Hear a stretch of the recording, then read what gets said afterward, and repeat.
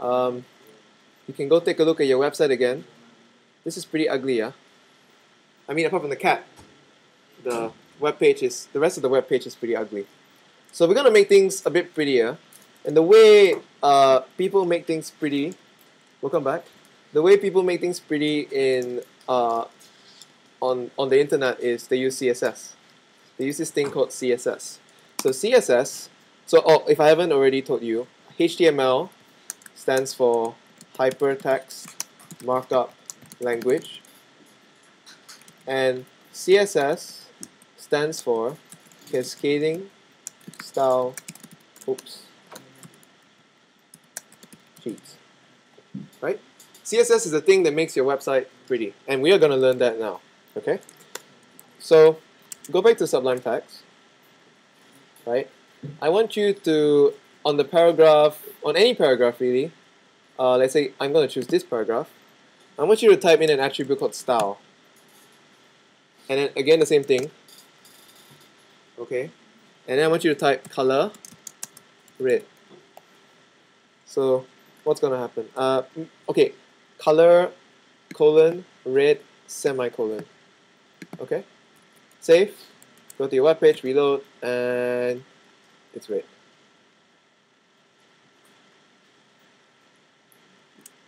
Actually, you know what? You can also choose to have your lorem paragraph all colored in red, and it'll be like bigger effect. But anyway,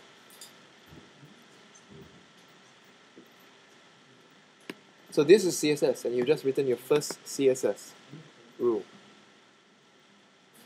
So what does it say?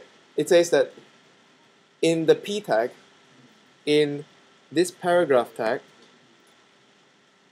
I want to apply a style, a rule.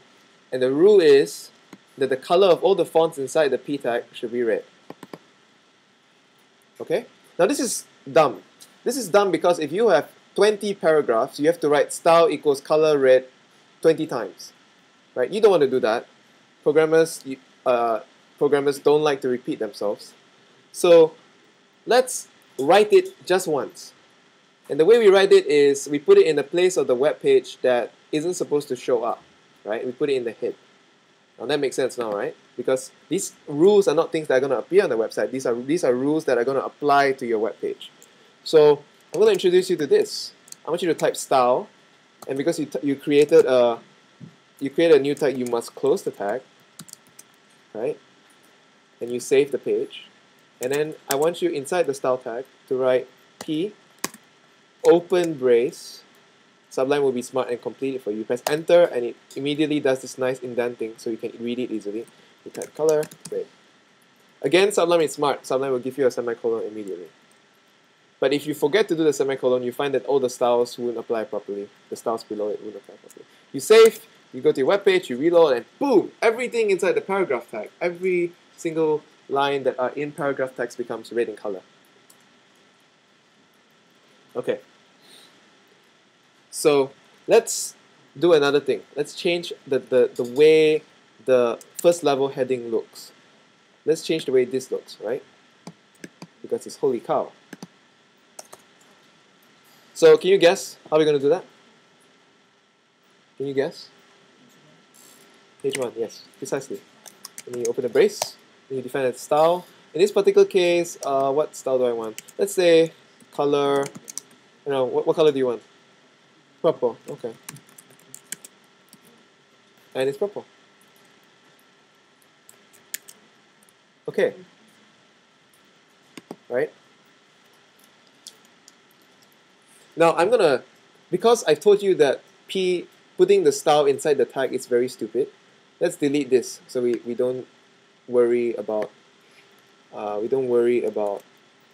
clashing rules, because rules can change, rules can clash. But this is just to show you that you can put styles inline as an attribute of any tag that you want. So sometimes if you're lazy, you don't want to go up to the top of the page, you can write it there, but it's not very nice because you might have to repeat yourself, or you might forget that, oh, I have a style there, right? So, okay, let's go back to the top, let's go back to style. We've written P, we've written H1. Now you notice that the way we've written it is very declarative. We say P, and we say that the P should have these rules. P should look like this. Color should be red. H1 should look like this. Okay. Now, I told you earlier that divs are what web designers use to separate things. The problem is that div is so generic. There's so many divs on a page. You have a div for the sidebar, you have a div for the front page, you have a div for the footer, right? So,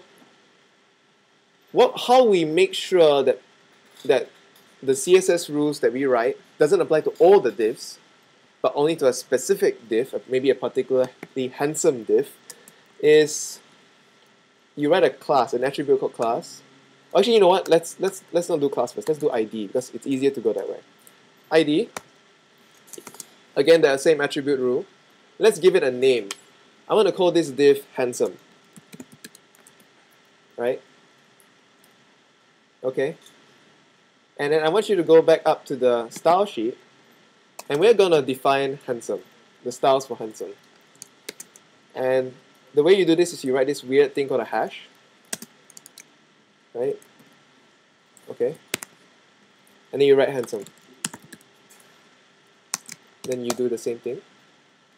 And then let's say we want it to be super large. So let's use font size 50 pixels. Okay? Save, go here, reload. Blah blah blah tomatoes is very big. Because it's inside the div. Right? So, what have I just shown you? I've shown you that you can tag things with IDs, in this particular case handsome, and then when you're in the CSS style sheet, you have to say that this is an ID called handsome, and the way the browser knows that it's an ID is because you have a hash. So then what the browser will do is it will look inside your entire website for something with a ID equals handsome and apply the rules, the style rules for this on that div. Now, you don't need it to be a div. An ID can be applied to anything. In fact, you can apply it to a H2. So if you go to H2, you add the attribute ID. Oh, actually, no. Wait, I can't do that because IDs, you're only supposed to have one ID per page. Aha. So, say we want to, yes. Yeah, the IDs are supposed to be unique. If you want to have like multiple, so what I'm going to do is actually going to be wrong. I'm not supposed to have ID equals handsome here because I've already written ID equals handsome somewhere else. The right way of doing this to have, yes. Yes, so it's here. Right? And you just applied styles to it. And ID is supposed to be unique. And this makes sense because when you're on a website, right, you should have only one sidebar, or one sidebar called sidebar. Sidebar meaning like the section at the side of the page, right? So what happens if you have more than one? I don't think it will break, but It might not. It's like two of us having the same ID number, NRIC number. Some things might work okay, but it's not supposed to, so it doesn't break everything. yeah. Okay, that's an idea that we have to talk about in a bit. But there is an equivalent to ID that can be used multiple times. It's called class. And the way you denote it is you press a dot. And then you type something else like boo boo. Okay? And let's say I want to make this font. You see, Sublime is very nice, so I think I'm going to go with font weight. I'm going to say bold. Right? So everything inside, anything with a boo-boo is bold. So in this particular case, if I decide to put the class here, notice I wrote class, not ID. And I save, and I go here, and I reload. This thing becomes bold. But notice another thing. This thing becomes bold, this entire paragraph becomes bold, but it's also red. So the reason why CSS is called cascading style sheet is because multiple styles can apply to multiple to elements.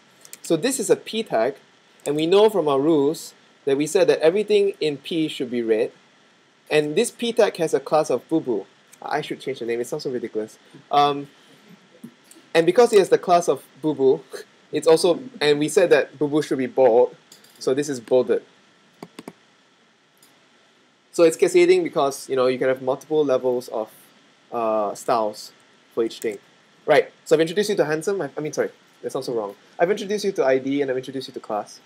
The great thing about class is that we can apply it to some other place. Actually, let's apply it to, say, okay, no, wait. To make it easy, let's change the color to green so we can easily see anything that we apply the class to. Alright, let's apply this to H3. And you can do this because class can be used multiple times in the page. You save it, you reload, and suddenly it becomes green. And this also becomes green. That's great. By the way, this didn't become extra bolded. This didn't become extra bolded because a H heading is already bolded. It's an implicit style. It's a style that the browser already applies automatically. Okay, so I've shown you the basic idea of CSS.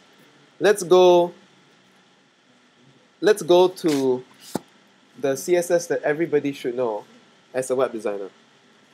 And the way we're going to do that is I want to create a div now. A div that makes sense. So a division, a section basically. So I want to let's put a div around this p tag. So the way I'm going to do is I'm going to do this. Right? And then I'm going to close it here.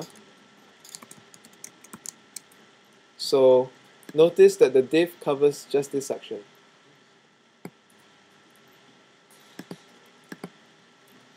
Okay? So, next idea. The div covers this section. The p tag is inside the div. So the paragraph is inside the division. But what happens if I do this, yeah? That's ugly because I open the paragraph inside this div, and I told you that every HTML tag should close, but I close this div before I close the p. So if you reload, you save and you reload the page, this is the great thing. Nothing really changes, but this may cause problems for you in the future. So this is not right. And how it will cause problems for you is that, like, maybe 1 hour from now, you're adding styles, everything looks pretty, and then suddenly, how come it's so weird? How come this thing just doesn't seem to float or look the way I want it to look? So the rule of HTML is that always close tags where you open them, at the level of which you open them. You open the p inside the div, close it inside the div. Okay? Alright, let's add a class. Let's name this class. Let's name this class block.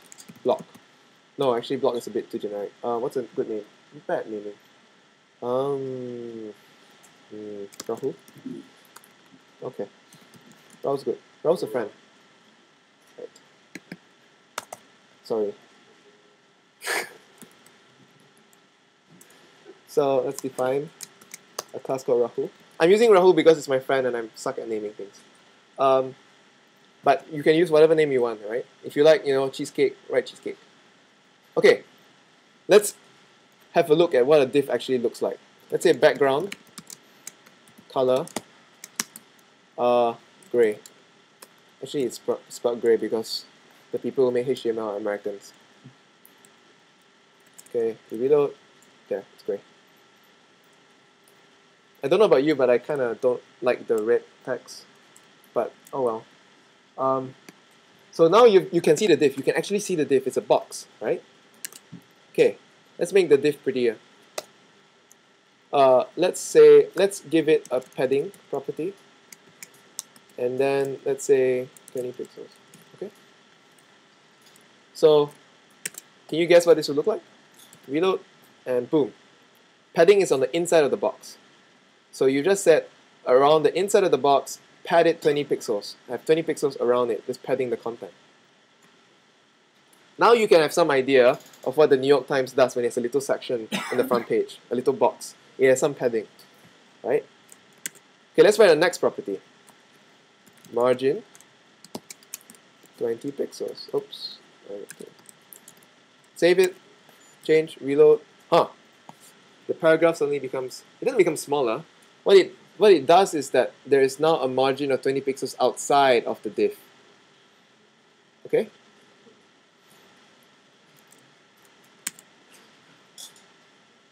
Alright, so background color, padding, margin. Let's apply let's apply one last rule. Let's give it a border.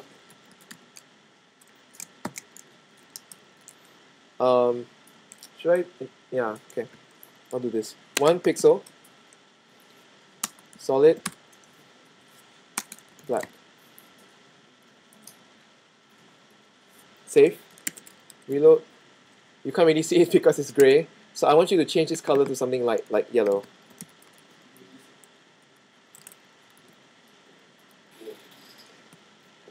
And now it looks like the NUS website. Which means that it's very ugly. Okay. So, I've actually been cheating because I've been using these words green and yellow and black. Now what this actually is not what you think it is. The browser doesn't know what black is. The browser knows numbers for colors. And so when it sees the word black, right, what it basically does is it converts black to something called hash 0000000. This is a hex value for color. And if you go back to the page, this really ugly page, it's still black. So let's change H1 for instance. I'm now introducing you to the idea of color, hex color. Purple is a hack, it's a cheat. You type purple and the browser converts it to a number.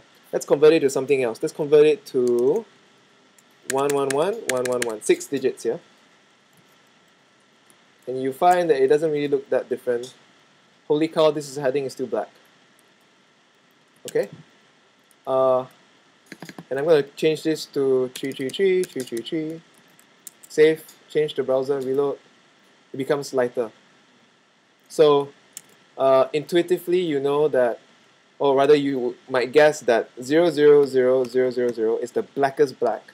And as you increase the number, you increase this to 111111, you increase this to 3333, it gets grayer and grayer. So you might end up with 999. Can you guess how this would look like? It looks very gray. So, yes. You can be 3 digits.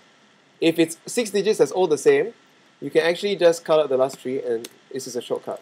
And it's still the same. Okay. Now this is very hard. I have to change the digit, I have to reload. So I'm going to introduce you to something called an inspector. This is pretty cool. This is why I asked you to use Chrome instead of Firefox, instead of IE. Ugh. That's true, but not everybody's on Windows. So I want you to go to developer, then developer tools. The shortcut is there. For me, it's Command-Shift-I. Wait, no. I can't remember what the shortcut is because it's automatic, but just click it. And you should get the inspector appearing in the bottom of your screen. For me, it's a bit slow because I'm recording a video. Right. So check it out. You have at the bottom of your screen now the source code of your website. Even cooler than that, you can modify the code of your website on the fly, right? And if you hover over it, you can actually see like what elements. That's cool, right? Right? So if you hover over this, for instance, you notice that it will even show you the margins and the padding. It's a bit hard because it's yellow. Let's change the color of this. Okay, you click it. Click it, yeah? Click. Can you see it, by the way? Click on div class Rahu in your inspector. You will notice also that there are CSS styles here. And the cool thing about the inspector is that you can modify it in the browser. So it's yellow. I don't like yellow. Let's give it white. By the way, white is FFF. FFF. You enter and it changes. So this is a good way of testing changes in the browser without a text editor. It's very fast. And if you hover over it now, you can actually see the padding and the margin. The margin is in orange and the padding is in green. It's a bit hard to see because the colors are a bit faded. But padding, margin. Okay? So inspector is really cool. And in fact, you can even modify shade inside here. You can open this and you can open this and you can edit it. Blah, blah, blah. Enter and it changes. In fact, you can go to the New York Times and change the way things look as well. Oops. Oh, I know why. The internet's down. That's why. I mean, the internet's weird. That's why. Oh, okay. Yeah, brilliant. You can actually open the inspector. For Mac, it's Command Alternate I, but you can, yeah. I'm just gonna let it load because it's gonna be a bit slow. What? F12 on other machines. And if you press, and, and if you press, sorry, you just modified the NUS webpage. And if you press the little magnifying glass here, you can actually hover over the page and check out things. So say I want to check out the styles for this H1. I click the magnifying glass, then I click on the H1, and then you can see all the styles here. Let me just increase this. So you've got all the styles for the H1 that I just hovered over. I hovered over this. Again, if you don't know, click the magnifying glass, hover over the H1 and click it, and you see all the CSS styles on your right. And the cool thing is that you can test things out. You can change things on the front page of the New York Times. So I want to change this to purple. Oh no, let's change it to yellow because yellow's ugly. And if you change that, and you change, oh sorry, it's visited, so you might not have visited the link. So let's change here. Boom. The New York Times is now ugly. So the inspector doesn't make any permanent changes. You reload the page, of course everything will be resetted as normal. But the inspector allows, internet. The inspector allows you to make changes in the browser just to see how things look, okay? And more importantly, it allows you to go to other people's websites and say, oh, that looks very pretty. How did he do that? So you open up the inspector, you click the magnifying glass, you click on the thing that you think is very pretty, and then you look at the CSS style sheets on the side and learn from that. Learn whatever tricks he used. Okay, and you start seeing actually a whole bunch of CSS guides, CSS rules that are very cool, like shadow, like glow, and things like that. But I'm not going to teach you everything because there's just too many CSS guides. And what I want you to do is I want you to go to developer.mozilla.org. I think this is the right URL. Write this down, by the way, because you will want to use it. Pardon? Pardon? Huh?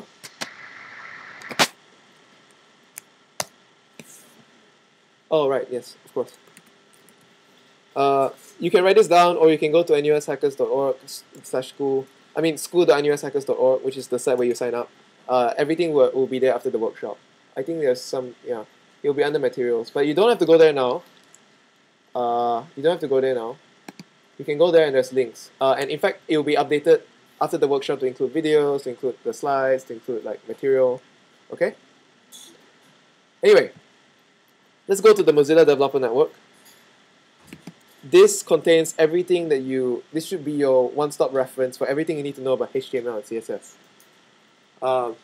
I purposely chose the Mozilla Developer Network instead of W3 Schools because W3 Schools isn't the best resource. They're not exactly friends of the W3C working group. So if you can go to CSS, you can click that, and then you have a list of properties, every property under the planet for CSS.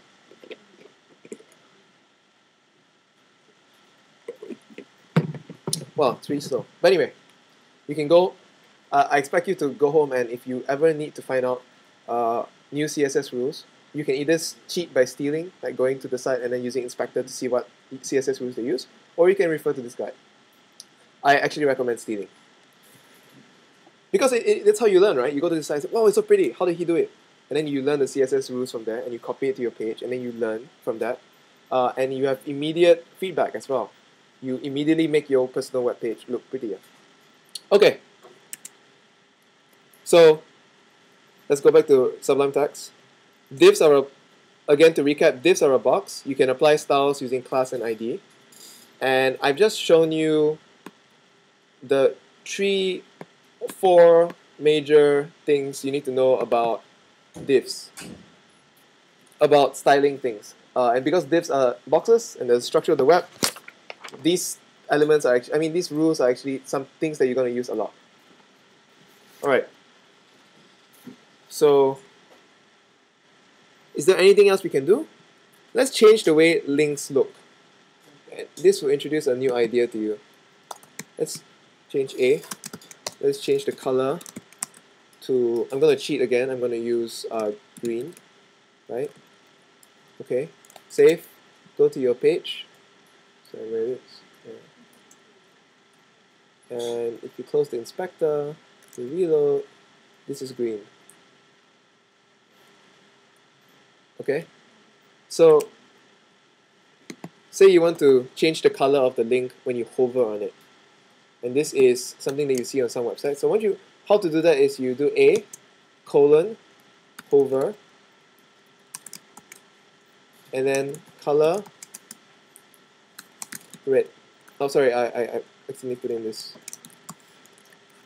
Save it, go here, reload, and then when you hover over the New York Times, it becomes red.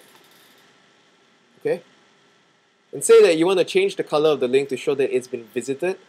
You may have seen that before, like you click on it and it becomes a lighter shade of purple. How you do that is you do A, visited, color, purple.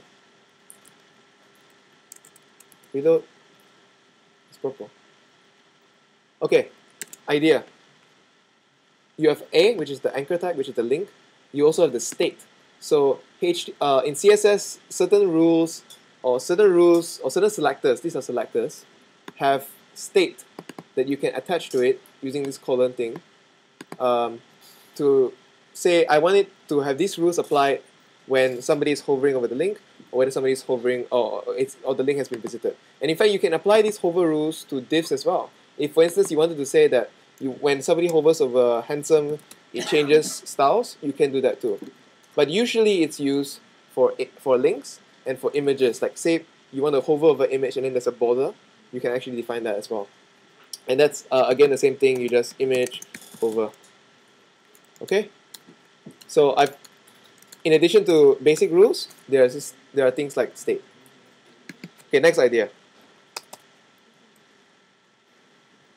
Say for instance that I want the links inside a particular section of the page to look differently. So in this particular case, I want the links inside Rahul, inside the div Rahul, to look different. First, let's make some changes so that it's easier to see what I'm going to do. Let's add a link. Let's add a link to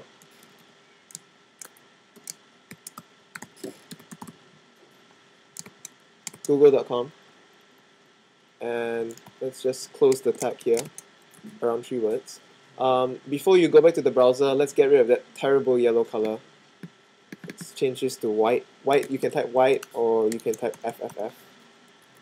Okay. Let's keep the border at black. Okay. Let's go back. Let's reload. We have a link here that's in purple because you visited it. I want this to be a different color now. I want this to be, say, blue. Okay. But on top of that, I not only want this to be blue, I don't want to change the color of the links outside. I only want the links inside this div to be blue. And how you do that is, you do, and this is the next idea I want to introduce to you, you do .rahul space A. Okay? So, and then I want to do color blue. This is obvious. Save it, change, reload, and it's blue. And this is still purple. So, here's the next idea in CSS. You can define elements inside other elements to have specific rules. In this particular case, you're saying that I want all the anchor tags inside whatever in this page is called Rahul or .class Rahul to be blue in color. And in fact, you can actually chain this pretty heavily. You can even say, if you have a div, if you have another class or ID inside Rahul, you can even do something like boo boo. Or sorry, I think it was handsome, and then you can do boo boo, and this is like only the links inside the thing that has a class boo boo inside the thing that has an ID handsome, inside the thing that has the class Rahul will be colored blue. But we're not going to do that because it's just ridiculous. But you can do that. Okay. So far so good? Okay. Brilliant.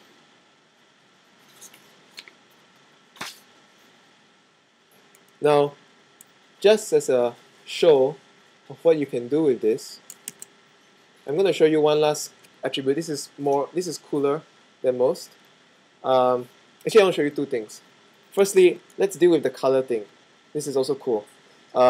So you must be thinking to yourself, how in the world can you remember so many numbers if each color is like a string of 6 numbers? So there are tricks for this, right? There are websites out there that can actually help you choose colors. One of them is 0 to 255.com. I'm going to write it out. 0 to 255.com.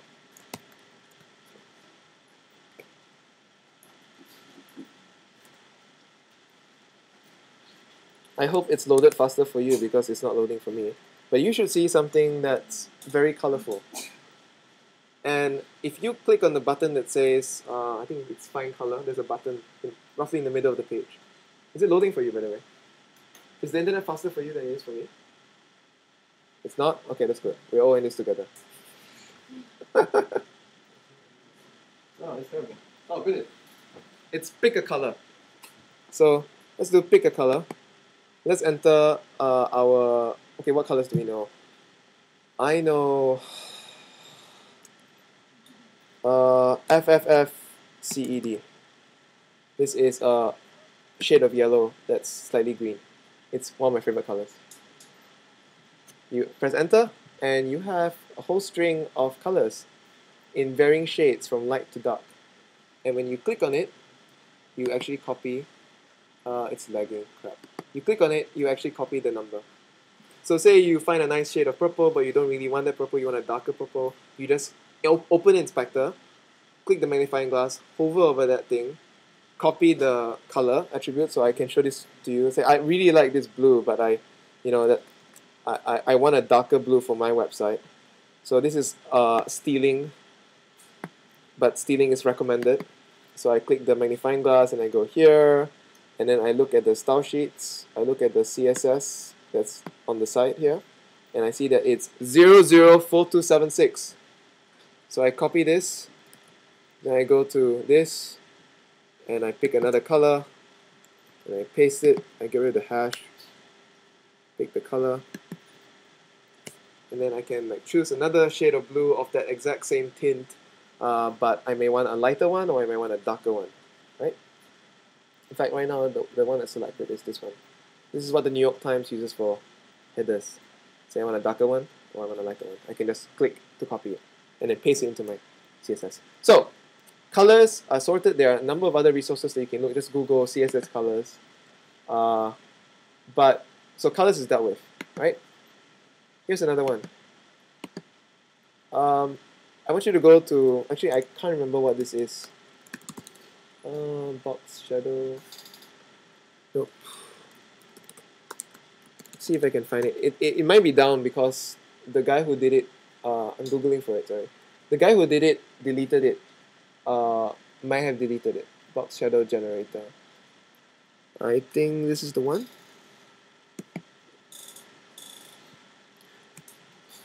So I'm going to just show you box shadow, and then I'm going to let you off for another break. And then when we come back, we'll start doing some really advanced CSS shit, putting everything together. But the box shadow essentially allows you to create this little shadow. So this is probably a div. In fact, you can check it out. Let's open Inspector.